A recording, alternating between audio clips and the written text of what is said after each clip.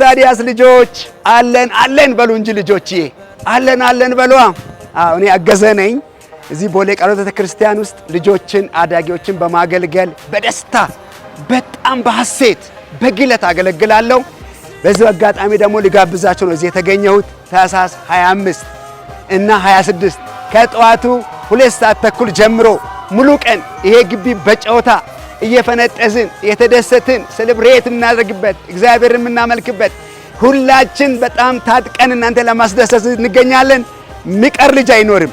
አንተም አንቺም ሁላችንም ልጆች እዚህ ቦታ ላይ በደስታ እንድንገናኝ አበረታታችኋለሁ።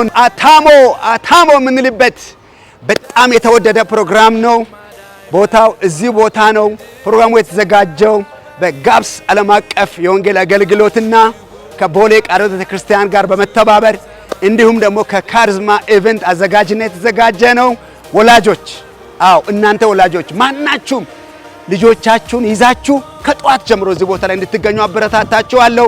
እግዚአብሔር እናንተንና ልጆቻችሁን ሁሉ ይባርክ። በናፍቆት እንጠብቃችኋለን። ተባረኩ።